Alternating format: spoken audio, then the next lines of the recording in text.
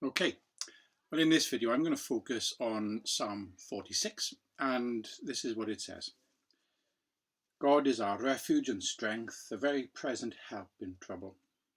Therefore we will not fear, though the earth gives way, though the mountains be moved into the heart of the sea, though its waters roar and foam, though the mountains tremble at its swelling.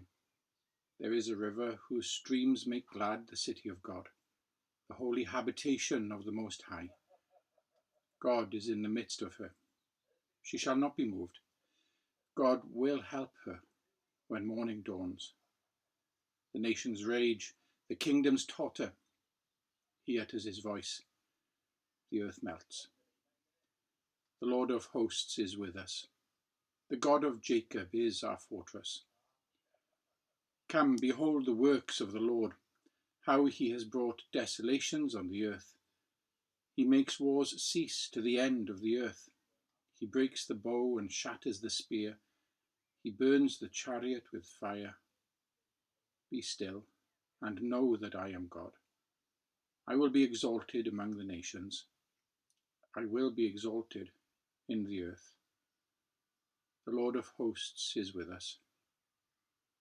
The God of Jacob is our fortress.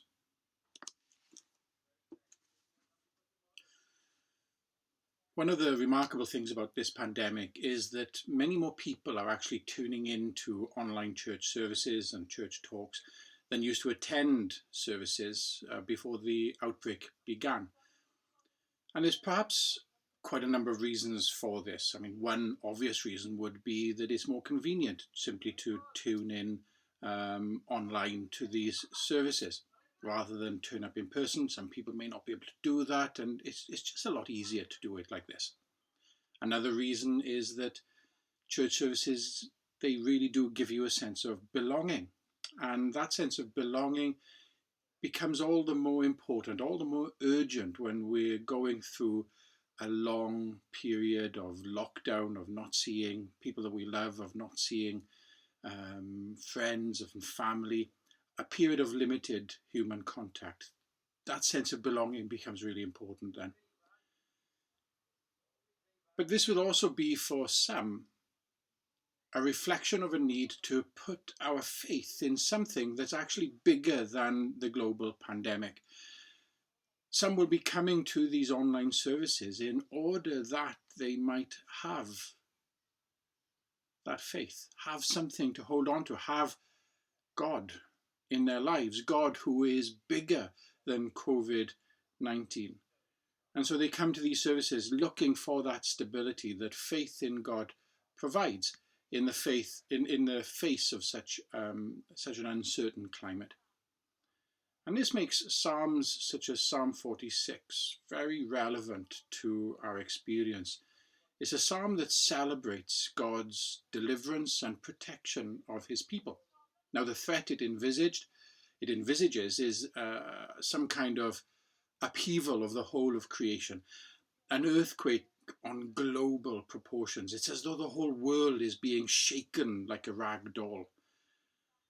But even if an extreme event like this were to happen, the psalmist is absolutely confident that the Lord would protect his people.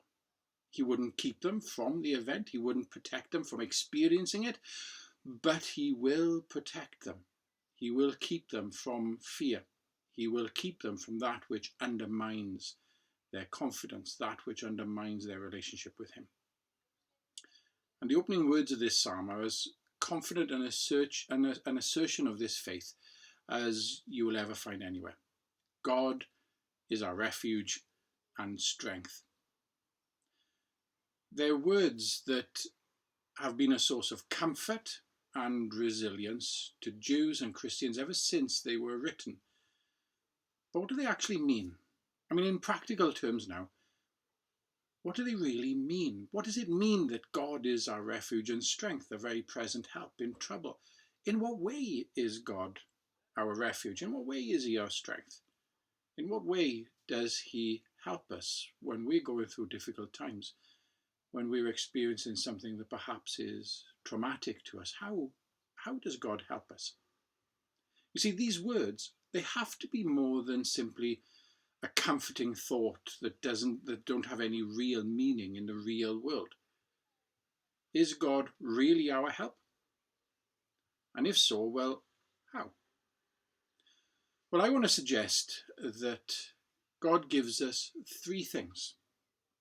Three, let's call them items of PPE that do protect us in tough times, that keep us perfectly safe. They won't guarantee that we won't experience bad times. Illness, bereavement, unemployment. These are things that many people with great faith are going through at the moment. God never promises to keep us from those things. But these items of PPE that God gives to us, they will protect us. They will protect us from despair, from the fear that the psalmist is confident of avoiding in our psalm, from alienation. When we do have these experiences, when things do go dramatically wrong, terribly wrong, we will not fear. We need not fear. We will not despair. We need not despair. We will not be alienated because God is our refuge and strength. So what are these items of PPE? Well, the first is God's protection, or shall I say rather his commitment to us. God protects us through his commitment to us. What I mean by this is his faithfulness, his loyalty, his covenant love. The level of his commitment is demonstrated by the way that the Bible speaks of God as adopting us. He adopts us as his children and his heirs. This is a measure of God's commitment to us. And we put this piece of protective equipment on when we exercise faith in God's commitment to us, when we believe in God's adoption of us as his children. And the way that this works, this piece of PPE works, is that it gives us a whole new sense of identity. This is something that is really shaken when things go wrong. We lose our moorings in the world. Our sense of where we are, where we belong in the world is completely shaken. But God, through his commitment to us, through adopting us as his children, gives us a strong and a stable sense of who we are. A strong and a firm sense that it's okay for us to be here in the world, that we are right to be here. One of the great threats that we face in times like these, well, it comes from within us because of the uncertainty, because of the isolation, because of the downtime, the time that we have to think, the time to contemplate. Old doubts rise to the surface. Doubts about ourselves, doubts about our worth, doubts about our value, doubts about our right to be here. And all of these point to the presence of life-sucking, life-destroying shame.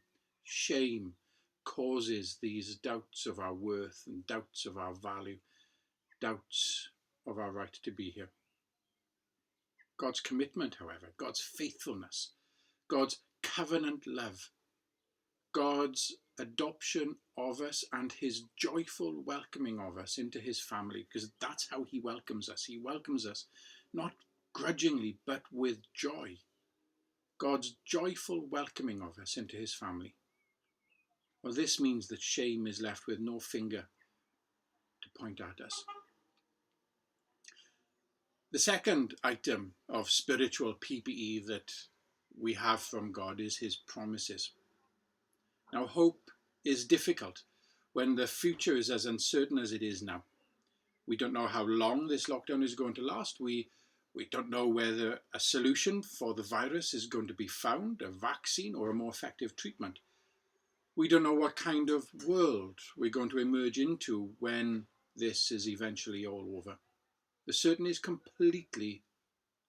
future is completely uncertain for us.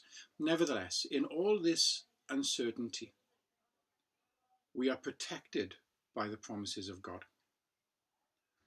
Now, he's promised that his Son will rule over this world. And that means that as his kingdom advances, so renewal becomes more and more part of the experience of the human race. And it means that the created world will itself be completely renewed. This is the promise of God. And it's a promise that he's backed up. And he's backed it up with the resurrection of Jesus Christ. This is how we know that God will keep his promise. Jesus Christ is alive. It's all the evidence that we need. Because Jesus is alive, everything that God has said, it will happen. And so we don't despair, but rather we put on the promises of God by hoping in the future that Jesus has created and that God has told us will happen. And the third item of PPE is love. God protects us through his love. Now, I guess this is the obvious thing to say about God's protection of us. We all know that God protects us because of his love, and he protects us by his love. But at the same time, it does present us with a question. In what way does God actually protect us? That is, in what way does God's love protect us?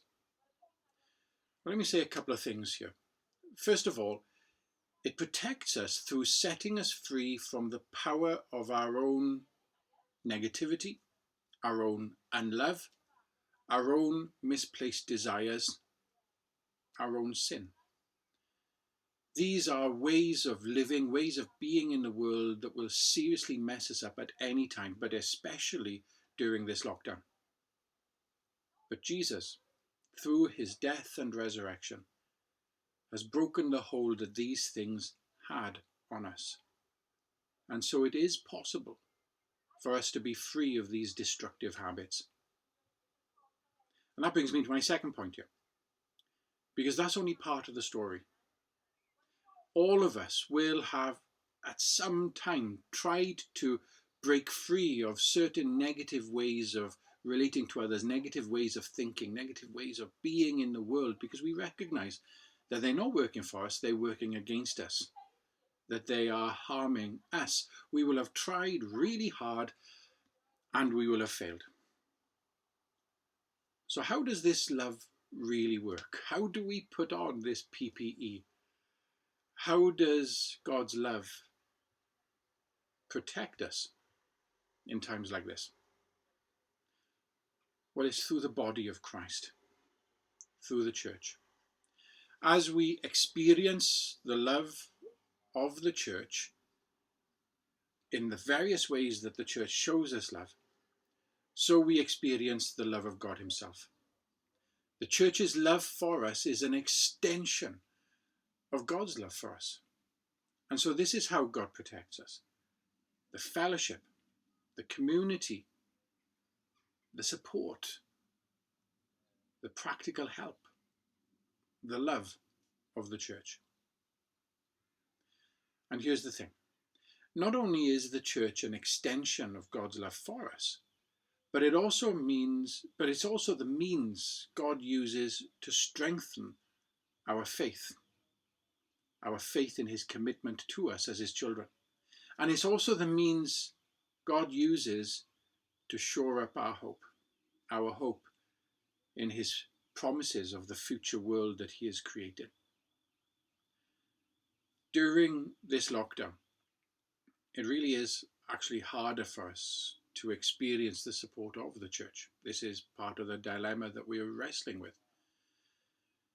And for some who don't have access to the online services, it is particularly and especially hard. And this is why the church needs to make every effort. It needs to pull out all the stops to keep in touch, to help where it can, and to be there for everyone who needs its help. God is our refuge and strength. Through all these ways, all the ways that I've been mentioning, he works to protect and empower us so that so that not only do we endure these difficult times, but so that we will thrive in them, that we will flourish throughout them.